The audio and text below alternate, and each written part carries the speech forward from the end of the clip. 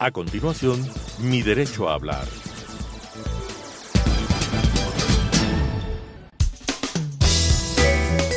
Clasificación B, bajo supervisión de un adulto.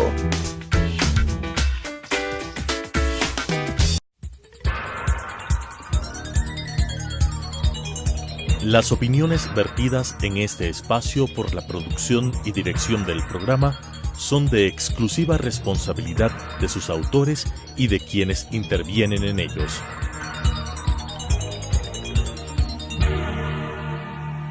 Telesucesos Canal 29 UHF presenta Mi Derecho a Hablar, para conocer los diferentes temas de los derechos humanos que nos afectan día a día, con la conducción de la doctora Paulina Mogrovejo.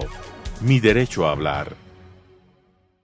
Hola queridas amigas y queridos amigos, bienvenidas y bienvenidos a Mi Derecho a Hablar. Como todas las semanas vamos a conversar sobre derechos humanos y cómo estos nos impactan en el día a día. Mil disculpas por la fonía otra vez con gripe. Estos climas de la ciudad la verdad es que nos tienen complicados y a nuestro invitado más bien le vamos a pedir que la Defensoría del Pueblo tome cartas en el asunto también en el clima. El día de hoy nos hemos invitado a Patricio Benalcázar, él es el defensor del pueblo adjunto y vamos a conversar con él sobre la situación de Esmeraldas. Leíamos en medios de comunicación ayer, Patricio, que Esmeraldas pide auxilio porque la mayor cantidad de reservaciones han sido canceladas y Esmeraldas es una provincia que vive del turismo, pero este es uno de todos los problemas que está viviendo la provincia de Esmeraldas a la luz de lo que ha ocurrido en los últimos días y meses con la situación de la frontera norte, el caso de Mataje, el probable conflicto que hay con el Frente Guerrillero Libre Sinisterra y todos los desplazados. Y vamos a conversar contigo de ese tema. ¿Cómo mira la Defensoría del Pueblo, Patricio, la problemática que está ocurriendo en frontera norte? Bueno, Paulina, muchísimas gracias por la invitación. Efectivamente, este tema de la frontera norte, yo lo podría llamar finalmente la olla de presión que estalló. Quiero decir con esto que la historia acumulada de tantos años de abandono de un territorio, de una zona, expresada además en indicadores sociales, expresada en la ausencia de servicios públicos básicos y del desarrollo de un proceso, digamos, económico que permita alternativas a las comunidades fronterizas hacer sus proyectos de vida, constituye fundamentalmente la principal razón para lo ocurrido. Y esto es histórico, hemos coincidido distintos actores académicos, sociales, institucionales en el tema, ¿verdad?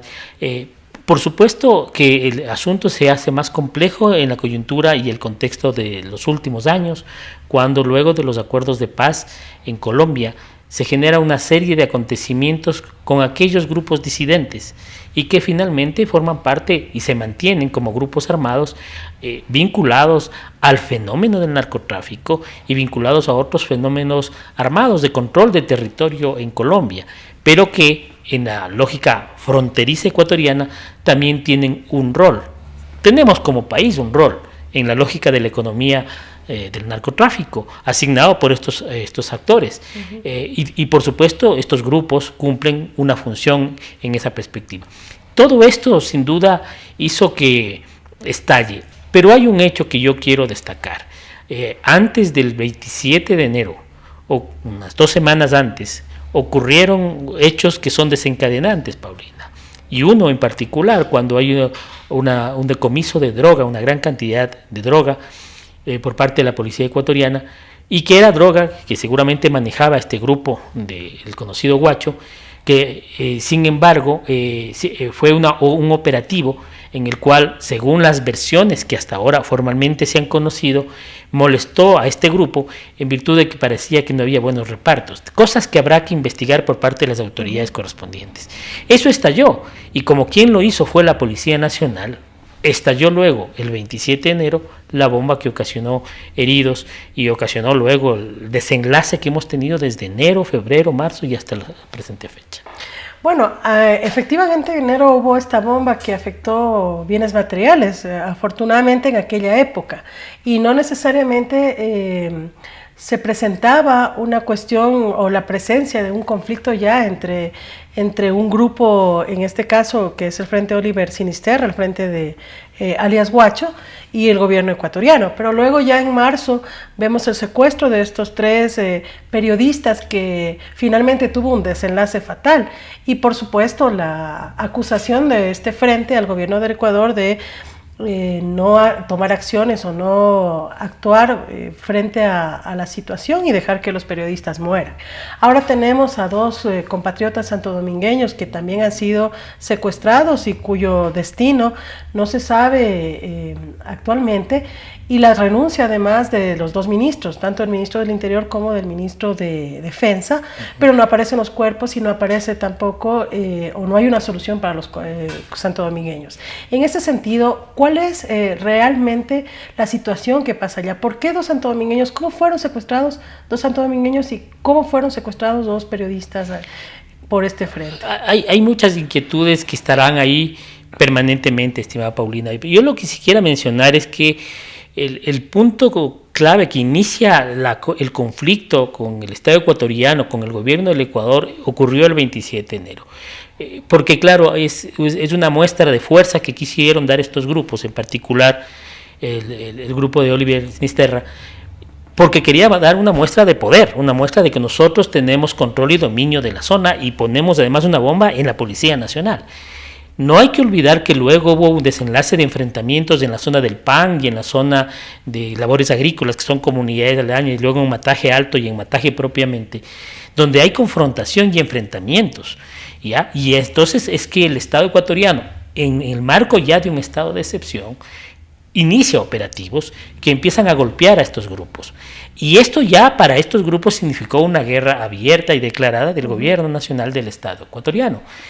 Posteriormente, de estos enfrentamientos que van del 17 al 20 de febrero, Paulina, ocurren los hechos lamentables del secuestro de los 3 trabajadores de comunicación que todos conocemos, como una muestra otra vez de poder, ¿verdad? Hay que hacer una reflexión en ese tema y yo quisiera hacerlo de manera respetuosa, por supuesto, pero un estado de excepción como el que estaba determinado limitaba el ejercicio de derechos como razonablemente uno puede entender en condiciones de convulsión como las que se estaban viviendo, y uno de los derechos que estaba limitado era el de la libre movilidad. Yo me sigo preguntando por qué razón se permitió el traslado de personal civil, entre ellos de periodistas, a una zona de convulsión y de eventual conflicto. Estas cosas son los elementos que solamente las investigaciones y la verdad sobre los hechos tendrá que levantar. Hay niveles de responsabilidad que habrá que seguir pensándolos, ¿verdad? Luego los hechos ocurrieron y pese a todos los esfuerzos que entiendo se hicieron, no llegaron a feliz término, ¿no? Y esfuerzos que aparentemente lo hicieron el gobierno ecuatoriano, el gobierno colombiano, pero que no dieron ningún resultado. Y finalmente ocurrieron estos hechos que al país le conmovieron inmensamente y que esto no se ha cerrado todavía. Es un capítulo que uno no puede decir que se ha cerrado. A mi criterio, por ser defensor de derechos humanos, yo creo que las familias, incluso el gremio periodístico ecuatoriano, debería impulsar y debemos impulsar todos a que se conozca la verdad absoluta de lo ocurrido, porque eso es un derecho, el derecho a la verdad. Solamente cuando podemos conocer los hechos tal como ocurrieron, uno puede decir, esa ha sido la verdad, estos son los responsables, que se haga justicia, se generen procesos de reparación a las familias, ¿no es cierto?, integrales en lo posible, y además es la única condición de la reconciliación. Patricio, bueno, ahí tú dices una cosa que es interesante y es el estado de excepción. Sin embargo, el desplazamiento no ha sido solamente en el caso de los 3 periodistas que se fueron además sin seguridad, ¿no? El rol de la empresa de comunicación también debería ser analizado y alguna responsabilidad para con los familiares debería asumirse también por parte de este sector de comunicación. Pero también hay ciudadanas y ciudadanos que durante muchísimos meses, especialmente en diciembre, en enero, viajan con libertad, con total libertad en la frontera por tierra hacia la ciudad de Colombia. Muchos van a Cali, muchos van a Medellín, compran bienes, algunos se van de paseo. Hay algunas prácticas que son muy conocidas y también tenemos esta crisis humanitaria colombiana o venezolana de los desplazados que transitan por tierra en esa zona.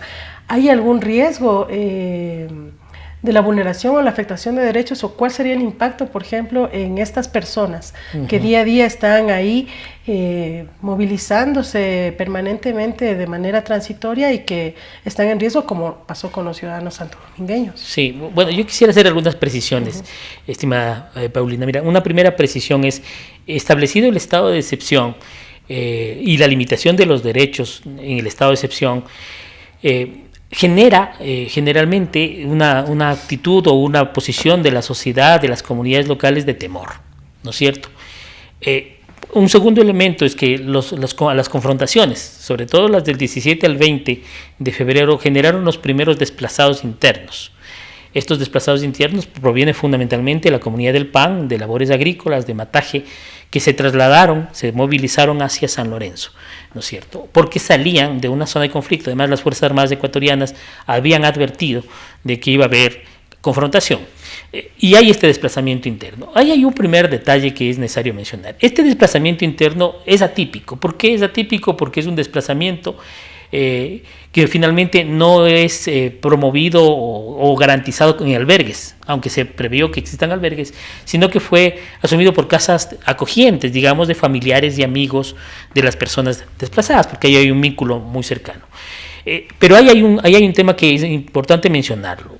Por supuesto, la respuesta del Estado fue importante. Estuvo la Secretaría General, Secretaría de Riesgos, estuvo el MIES, estuvo el COE local del municipio activado, la propia Defensoría del Pueblo, ACNUR como organismo internacional apoyó, y otros actores que estuvieron presentes para dar respuesta humanitaria.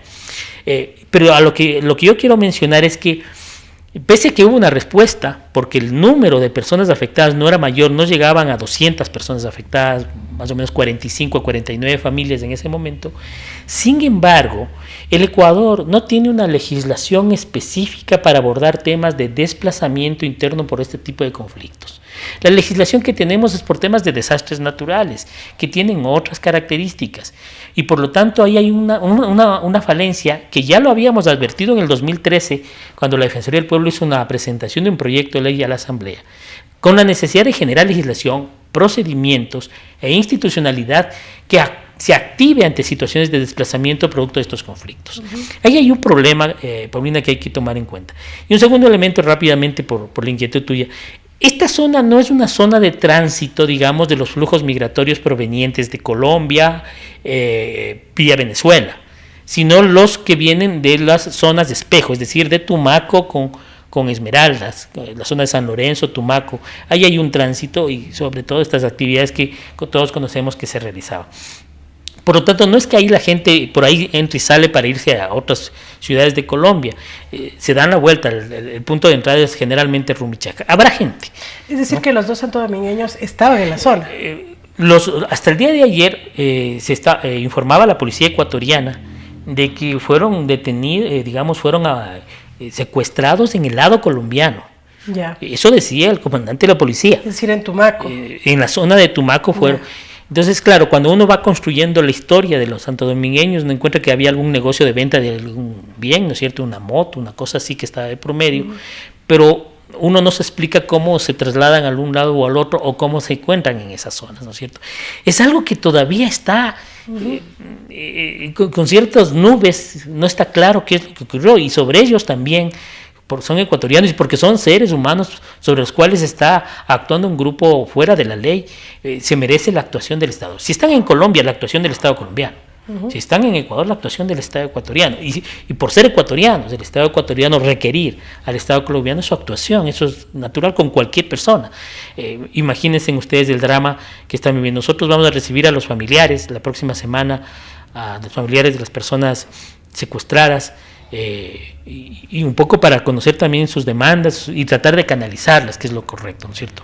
Porque es importante tu aclaración, Patricio, porque sí hay, y de hecho una de las cosas que el terrorismo y estos actos que realmente siembran temor en la comunidad es la incapacidad y la decisión de no movilizarse, de no viajar a Esmeraldas.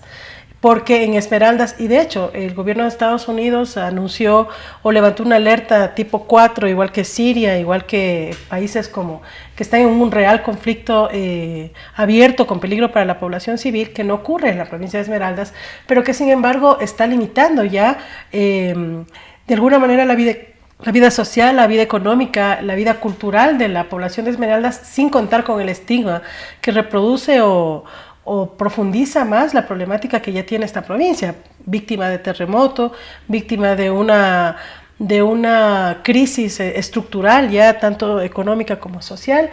Y es importante entonces que se aclare que no se trata de no ir o no asistir a estas zonas, que son zonas no necesariamente en conflicto o que van a ser víctimas de secuestro, sino fundamentalmente otras razones, y que se precise concretamente dónde está el conflicto. Sí. Ahora, retomando el tema de Esmeraldas, Patricio, la situación de Esmeraldas tiene que ver con una ausencia de Estado por muchísimos años. ¿Tú miras que efectivamente ocurre eso en esa zona, o simplemente, como se ha hecho mención, es un asunto de seguridad de la frontera norte y nada más? No, yo creo que es un tema de problemas estructurales de orden económico, de desarrollo de la región. Ya eso lo hemos mencionado. Cuando uno mira las actividades que se impulsan o se han impulsado durante todos estos últimos años, ahí uno encuentra datos enormes de minería ilegal, por ejemplo, datos enormes de las palmicultoras, además con pocas regulaciones del Ministerio del Ramo. Uno encuentra ahí que hay tráfico de contrabando, tráfico de todo tipo. Es decir, todo lo que implica la economía ilícita han sido las únicas posibilidades, el único factor en donde las familias o las personas de la zona han buscado una opción. Y no hay que perder de vista que la gran cantidad de sembríos de coca en Tumaco, estamos hablando de 23.000 hectáreas de cultivos en Tumaco, y lo que significa el raspado de la coca, ¿no es cierto?, que en términos económicos es muchísimo mejor que cualquier jornal que se pueda pagar acá, es un efecto llamado porque la gente tenga que irse al otro lado por subsistir. Uh-huh. Y yo con esto no quiero criminalizar a la zona ni a la población. Están en medio de una circunstancia histórica, coyuntural y económica que da pie a que esto ocurra. Y encima factores de violencia, están en medio de las balas de distintos actores que dominan la zona. ¿Qué hacen las comunidades afectadas en esto? Sino vivir en medio de estos actores y factores porque les ha tocado vivir en esta condición.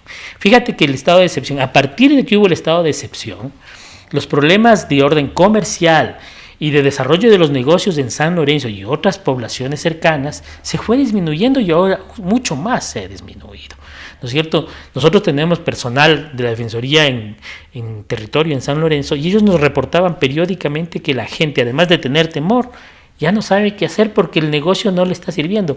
Lo que vendían, claro, cuando recién llegaron los militares es la venta de comidas a los militares, uh-huh, pero eso no puede sostener todo el tiempo, ¿no es cierto? Es decir, empieza a haber ese tipo de fenómenos. En general, cuando hay estados de excepción de esta naturaleza, hoy es en Eloy Alfaro y San Lorenzo.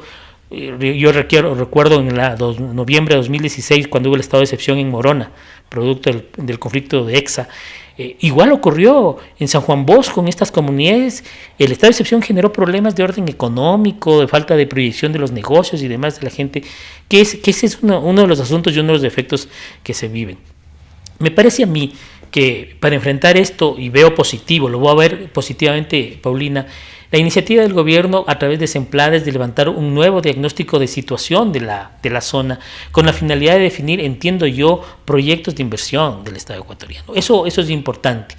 Yo lo único que recalcaría en esos diagnósticos que desarrolla SEMPLAD y seguramente otros ministerios vinculados, siempre incluyan la perspectiva de la gente. Uh-huh. Eso es muy importante, que se haga a través de diagnósticos participativos, donde la gente pueda opinar la perspectiva que tiene también para el desarrollo de sus zonas, y se escucha a las autoridades locales. Y en ese ejercicio participativo, finalmente se planteen algunas alternativas de reconstrucción, ¿no es cierto? Ahora, esto no será posible de verdad si es que del lado colombiano también no se hace un esfuerzo análogo. Porque competir con la economía ilícita del narcotráfico no es un cuento, pues, ¿no es cierto? ¿Cuántos proyectos alternativos se han implementado durante más de 15 o 20 años en la zona de frontera colombiana y ecuatoriana? Y me pregunto, ¿cuántos de estos proyectos alternativos han tenido éxito cuando les toca enfrentarse con la economía del narcotráfico? Uh-huh. Y vamos a tener muchas limitaciones. Es decir, ahí hay un ejercicio compartido de los dos estados si de manera seria se quiere enfrentar este tema. Y yo quisiera mencionar algo que no me lo has preguntado aún, uh-huh, pero que me parece bien importante. Cuando hablamos de desarrollo no estamos hablando solamente de un enfoque, ¿no es cierto?, o solo el enfoque que hasta ahora ha primado, que ha sido el enfoque de seguridad, que es necesario. Correcto. No solo el enfoque militar, sino el enfoque de desarrollo y participación de las comunidades. Y ojo, en el caso de San Lorenzo, un enfoque además diferenciado porque hay pueblos indígenas. Ahí tenemos a los chachis, tenemos a los aguá, están los éperas, y la construcción del desarrollo desde una lógica intercultural es otra cosa. Además tienen territorio reconocido por el Estado ecuatoriano, los pueblos aguá, que además han demandado protección en esta coyuntura, legítimamente lo han hecho. Entonces esto del desarrollo va por ahí. Si la mirada solamente es militar, bélica y de seguridad, que es necesaria, cometemos un error como país. De verdad cometemos un error. Yo entiendo que la firma de un convenio con los Estados Unidos busca fortalecer la línea de la inteligencia, del enfrentamiento a estos grupos ilegales y demás, pero el sistema de Naciones Unidas tiene mecanismos como la Relatoría, por ejemplo, de promoción y protección de derechos humanos en el marco del terrorismo. ¿Por qué no se pide a un relator de Naciones Unidas, además, que venga, nos visite, tenga diálogos de asesoría técnica, tienen experiencia de estos hechos ocurridos en otros países, pero desde un enfoque de derechos humanos, pues también, ¿no es cierto? No solo desde un enfoque militar o bélico. Y eso lo tengo que decir porque yo trabajo en materia de derechos humanos y es mi responsabilidad hacerlo. O si se trata de pueblos indígenas, ¿por qué no se le invita a la relatora de pueblos indígenas de Naciones Unidas para que dé ciertas recomendaciones de cómo abordar el tema de pueblos indígenas en zonas de conflicto, en zonas transfronterizas además, con una lógica binacional de un pueblo, que es el pueblo aguá, para escuchar la voz de gente que desde la lógica de derechos humanos del sistema de Naciones Unidas puede decirnos? Porque solamente escuchar a aquellos que tienen experiencia en guerras y en bombardear otros países, yo creo que sí hay que pensarlo bien. Claro, porque además, y lo mencionas, Patricio, ahí hay presencia de grupos originarios. Está el pueblo aguá, está también el pueblo afroecuatoriano. El pueblo aguá, entiendo, además el territorio ancestral es compartido entre Colombia y Ecuador. Así es. Y son precisamente estos grupos sociales los que están siendo desplazados. Tú visitaste la zona y la Defensoría del Pueblo anunció que más o menos hay hasta el momento 150 desplazados. ¿Dónde están? ¿Qué pasó con ellos? Tú mencionabas que no fueron albergues, que en un primer momento fueron a familias acogientes de la misma zona, pero ¿qué pasa con el resto? ¿Y cuál es la proyección? ¿Va a seguir reproduciéndose este desplazamiento? ¿Hacia qué ciudades van a ir? ¿Y cómo el Estado realmente tiene que responder frente a este tema? Sí, frente al tema de los datos del desplazamiento, yo quisiera ser absolutamente serio, porque cuando empezó esta historia y cuando se dieron los desplazamientos, habían voces que hablaban de 7.500 personas desplazadas. Es impensable la crisis humanitaria si eso hubiese sido cierto. Eso no era ni cercano a la realidad. Hubo un primer bloque de desplazados de cerca de 200 personas que ahí se mencionó, ¿no es cierto? Luego, en este último tiempo hubo otras 200, 300 personas que se desplazaron. De datos del ACNUR, que levanta registros en territorio con instituciones del Estado ecuatoriano, se han reportado hasta el día de ayer, sabíamos 510 personas desplazadas. Es decir, más o menos en una semana. Un poco más, es un mes y medio. Se ha duplicado, pero es circular. A ver, yo quisiera un poco explicar eso. Los colegas de ACNUR nos decían son como 510 personas desplazadas. Del primer bloque llegaron como 200, esas fueran a casas de acogida. Hoy hay entre 150 y 200 personas que se encuentran en el albergue que es manejado por la iglesia local, con apoyo del Estado, ¿no es cierto?, que están en esa zona. Y hay otras personas que se desplazan, pero van donde sus familias y no necesariamente se registran. Pero ese es el número oficial, digamos, de personas desplazadas. ¿Quiénes están en riesgo? Es verdad, son otro número importante, sobre todo en las comunidades que están en el lado frontera. Y ahí hablamos de cerca de 3.000 personas que están en riesgo no han sido desplazadas todavía. Una buena cantidad de esas personas, de estas comunidades, son de las comunidades aguá, Balsareño, Guadalito Alto, ¿sí? Mataje Alto, que son pueblos aguá, que están en riesgo no han sido desplazados y que han manifestado una posición firme de pedir protección al Estado ecuatoriano. Y fíjate que sin conocer, porque hablamos con sus líderes comunitarios, sin conocer los estándares de derechos humanos en materia de desplazamiento interno, lo que ellos plantearon es lo justo que establecen los estándares. Es decir, la obligación del Estado de prevenir desplazamiento, no generar desplazamiento, ¿verdad? Y cuando se trata de pueblos indígenas, si eso va a ocurrir, tiene que haber un diálogo muy cercano de las autoridades. Y en este caso el ¿no? Estado está generando desplazamiento. Bueno, lo que ocurrió en un primer momento, creo que más por desconocimiento de los operativos en la zona Agua, fue claro, llegaron los militares, dijeron, bueno, nos vamos a ubicar aquí, zona de conflicto, vamos a entrar a la escuelita, al centro comunitario, y se ubicaron allí, ¿no? Sí, dijeron, creo que tienen que salir porque vamos a estar en conflicto, y al primer momento los indígenas de Agua nos decían, estábamos un poco inquietos, no sabíamos qué hacer, pero luego fueron conversando y les dijeron a las autoridades militares, nosotros no nos movemos de nuestro territorio, tienen que brindarnos más bien protección, y no nos vamos a mover además a San Lorenzo porque ahí no encontramos una relación cultural, territorial, geográfica que nos pueda acoger. Fíjate que es tan importante estos detalles. Pero ellos tienen la disposición, el pueblo Agua, de dialogar con todas las autoridades para abordar el contexto del conflicto, pero también le están pidiendo a las autoridades, hablemos del desarrollo de nuestros pueblos. Y eso es absolutamente legítimo, ¿verdad? Entonces, ahí hay un tema que está por trabajarse, que hay que tratarlo de manera seria además, y con ellos, con la Federación de Centros de Agua, con los líderes de Agua, hay que escucharlos. Eso es muy, muy importante. Ellos, y yo quisiera mencionar eso porque también nos vemos involucrados en lo que voy a decir, han dicho, a nombre nuestro nadie puede hablar. No pueden hablar ni organizaciones de derechos humanos, ni la CONAIE. Han dicho, a nombre nuestro habla el pueblo Agua, la Federación de Centros de Agua, y esto es un detalle importante. Cuando uno está en el centro político, uno generalmente acoge la voz de los otros. Yo creo que hay que escuchar esa voz de manera directa, ¿no es cierto? Yo tampoco estoy a nombre de los Agua aquí, sino que estoy haciendo una reflexión de la forma de operar en esta materia. Patricio, efectivamente el problema de la frontera norte va más allá del enfoque securitista y también, y tú lo habías mencionado, es necesario que haya una mirada distinta de la gestión de riesgos que se está llevando adelante, de la gestión de seguridad, que se pueda introducir estándares internacionales de derechos humanos. ¿Cuál es la propuesta de la Defensoría del Pueblo para el Estado ecuatoriano en relación a lo que está ocurriendo en este momento en la frontera norte y en Esmeraldas? Bueno, lo que nos parece bien importante en la coyuntura, y hemos tenido algunas reuniones de trabajo, les hemos sido invitados en otras por parte de algunos ministerios, en reuniones amplias que se ha tenido con el Sistema de Naciones Unidas. Además, ayer nada más teníamos una reunión, es desarrollar protocolos de actuación en situaciones de estados de excepción que incluyan garantías de derechos humanos, ¿no es cierto? Es decir, hay que actuar militarmente y con todos los mecanismos que tengan las Fuerzas Armadas, pero hay que aplicar protocolos de intervención cuando se trata de población civil, cuando se trata de niños, niñas y adolescentes en medio de conflictos, cuando se trata de pueblos indígenas, y para eso hay que desarrollar protocolos de intervención. Siento yo, por lo menos por la información que hasta ahora hemos tenido, que no existen esos protocolos, o por lo menos no los conocemos. Y ese es un tema. Y esto que digo, lo pide la población de San Lorenzo, lo pide el pueblo Agua, lo ha pedido la gente en Mataje, ¿verdad? Que esa es una primera cosa que hemos propuesto, desarrollo de protocolos de intervención.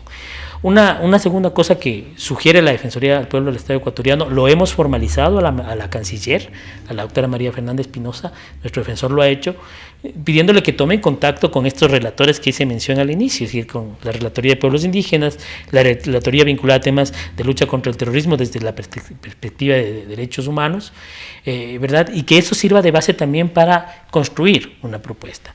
Lo otro que hemos dicho de manera reiterada es que felicitamos la iniciativa de Semplades y que esto cale con la participación activa de las comunidades fronterizas, que nos parece que es muy importante.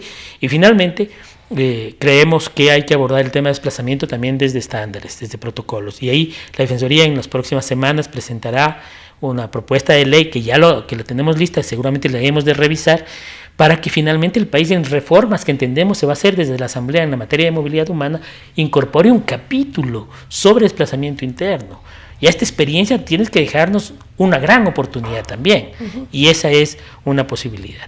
Ir allí y decirles que estamos en terreno, nosotros estamos con equipos en San Lorenzo, nuestro equipo de Carchi se mueve, Imbabura igual, el de Esmeraldas, en Quito hay una coordinación, y el día de ayer nada más hablábamos ya con el Defensor del Pueblo de Colombia, con Carlos Negret, con la finalidad de que la Defensoría colombiana, que tiene gran experiencia en monitoreo de situaciones de desplazamiento, en alertas tempranas, asesore a la Defensoría del Pueblo de Ecuador en circunstancias como estas para ganar en capacidad, competencia al servicio de la gente y en contribución a lo que haga el Gobierno Nacional y el sistema de Naciones Unidas. Perfecto, Patricio, se nos acabó el tiempo, una gran cantidad de cosas que se nos quedan pendientes, sin embargo, creo que este tema de la frontera norte, como bien lo ha señalado Patricio Benalcázar, tiene que salir del exclusivo enfoque securitista a través del cual las Fuerzas Armadas intervienen, se confrontan con estos movimientos o con estos grupos armados que están en la zona norte, sino abrir un enfoque de derechos humanos que considere,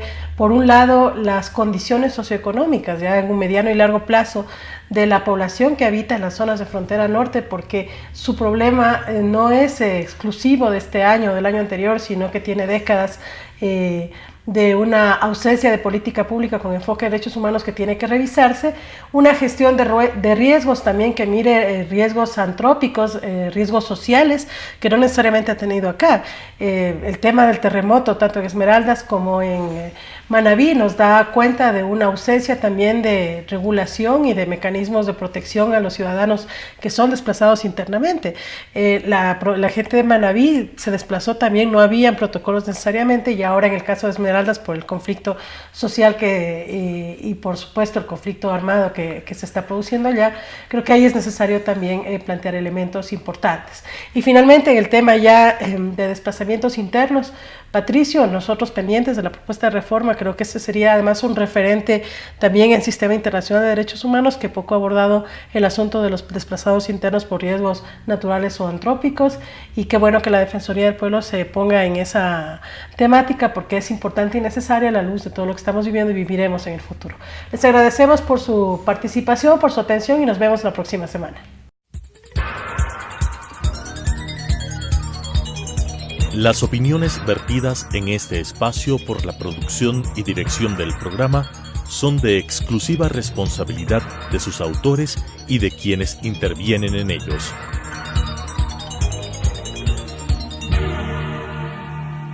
Telesucesos Canal 29 UHF presentó Mi Derecho a Hablar, para conocer los diferentes temas de los derechos humanos que nos afectan día a día, con la conducción de la doctora Paulina Mogrovejo. Mi Derecho a Hablar.